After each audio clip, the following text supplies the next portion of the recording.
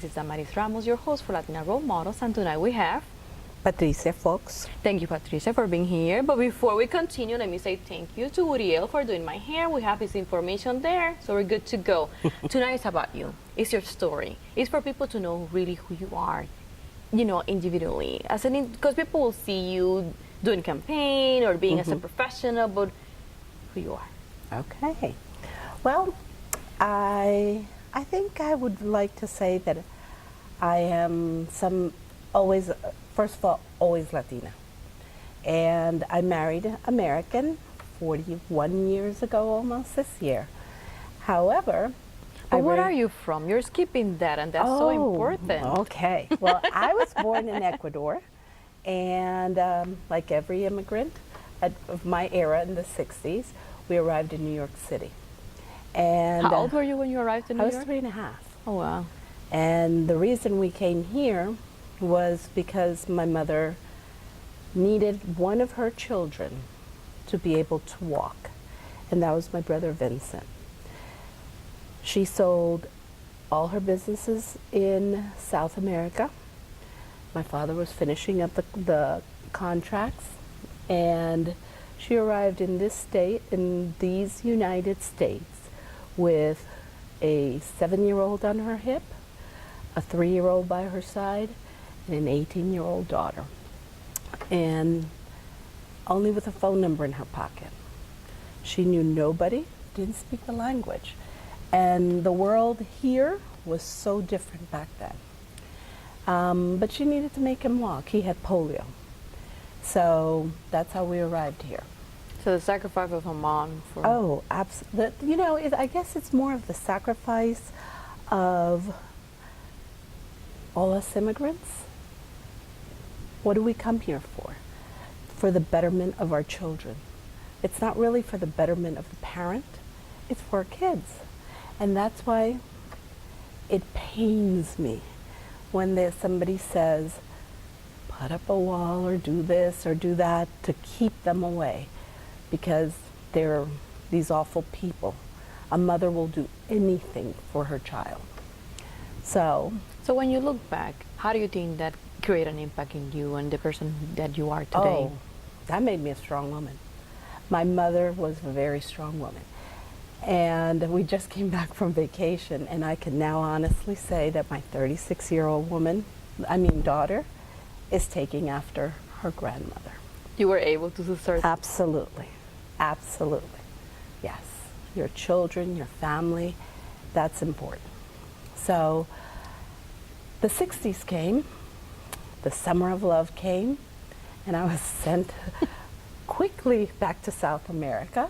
Did you? Oh, yeah. Because at that point I was 11 years old. My brother was heading to 14, and my parents said, that's not going to fly in our household. So they sent us to boarding school. And I was there for 6 years. In South America? In South America. And everybody goes, oh, that must be so sad. It was like military school, but as a kid, you just have fun. And I think I'm easily adaptable. And again, how do you think that impacted you? How it changed you? Oh, it did. You got separated from family, Correct. so now your group of people are friends. But yet the yearning of family was always there, so that you never forget. So I never went through like, oh, my mother's not cool type of thing. And it made me stand on my own 2 feet, because I did not have a voice there. My mother was so many miles away that there was nobody that, if something was going wrong, would come up and say, oh, my daughter, this, that, or the other. By that point, by the time the letters went and came back, we were on to something else, right? So, yeah, that changed me a lot. And it was an all-girls school, and that's one of the best educations ever, because there is no jock on campus that's a male. There is no president that's a male. Everybody is a female. The smartest one in your class, it's a female. The best athlete, it's a female. So I think that all of that has helped build me to who I am today. So then when you come out of that environment and then you explore the world and there's different how that impacted you. How did that change you, or how we were able to handle the differences? Well, when I came back my junior year in high school, and first time ever in public school. Talk about culture shock. New York, North? No, we came to Miami. Okay. And so at that point, where we lived in Kendall, there was only 2% Hispanic. And I had never had a boy in a classroom. I had never had anybody who was African American. And for the first quinmester, I never went to the bathroom because I swore I was going to get killed. Oh, wow. And I never did. And I met some great friends that, 45 years later, we're still in contact. So, and it was of all ethnicities. And it made me curious, I think. So when I became a teacher years later, I loved teaching geography. Mostly because I loved teaching the different cultures. And we taught them all the different religions, the languages, the foods. And I used to always tell them the foods represent the zones of where people live. No, definitely you are very culturally diverse. Yes, I believe I am. And to my excitement and joy, so are my children. So you became a teacher. Tell me about your experience as a teacher and what is it that you're doing? Oh my goodness. I think teaching was the best thing I ever did in my life. How than did having passion kids. started? You know, it started because the principal at the high school wanted a cheerleading coach on staff. And so he made me a substitute, a permanent substitute at the high school. And I loved the kids, so I'd have to go into different classrooms. And I loved going into the ESC, which is the learning disability classes. And you'd see these kids that were like so frustrated. And all of a sudden, that one day that they got it, I mean, you just always will remember that. There was a young man, as a matter of fact, and I can't remember his name right now.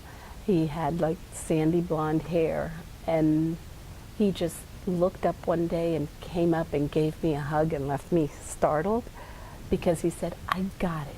You helped me get it. I got it." And that was really exciting. That was powerful. Mm-hmm. I think it's almost like when you see your child walking, you know, it's like, definitely yay! an immediate reward there. Yeah, it did. And so then I decided, well, I'm here. Why not just take the test? Like, it's that easy, right? And so I did. I took the test and passed it, and because I was a poli-sci major at the University of Florida. And that's when I started teaching. So from teaching, what is it that you're doing right now? Now I am running for school board. And I'm running for... And tell me why. Why? Yeah. Oh my goodness. The list is very long, but my three main ones are over-testing. You test so much that you cannot teach. And that's another story why I left. The second reason is the killing of public education. I had the best education money could buy, and the best education I ever had was public at Miami Killian High School. It was the most wonderful experience. And then third of all, safety. I have partnered up with a group called Never Stand Alone that started at the university. But I started thinking about the fact that we need to start teaching children, not when they're 18 and 19 years old, that no means no, or don't hover on the back of a girl to try to like impose your maleness on them. And that for girls to know that, no, just because I'm wearing this dress doesn't mean that it's okay for you to come and try to approach me. So you mentioned the three areas that's your focus right now for your campaign. But how this idea started? It started because of the testing. It started the very first time we we were just starting the big testing push, and we had a practice test, and they did not provide any translation for my ESOL kids.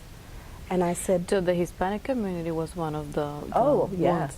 Well, it was the Hispanic community, because I had a young man who had just arrived from Cuba. And he looked at me and he's like, I don't know if you can read anything. But yet I gave him ancillaries in Spanish. His textbook was in Spanish. Now he wasn't going to get tested in Spanish? How ridiculous is that? So when I brought that up and I translated the test, we had a problem. And hence I thought, that's not going to stop me. And as long as I was a teacher, I had limited voice. What challenges do you foresee with this new role? As school board, I think that one of the challenges is going to be to get my voice out there and for people to understand what the death of public education means. Because as such an advanced nation that we became, it was thanks to free education. If we go back to many of the developing countries, they don't have education for everybody, or they don't have education for the females, or they don't have education for the poor. So I don't want that recreation here. We know better as a nation, but why are we allowing to privatize our tax dollars and take our tax dollars and just give them away to people to make money and take away education from the masses? Without education, we're nothing. So if people would like to know more about your campaign and what you're standing for, how they can approach you or find you? Well, they can call me absolutely anytime, but most of all, you can visit me on my website.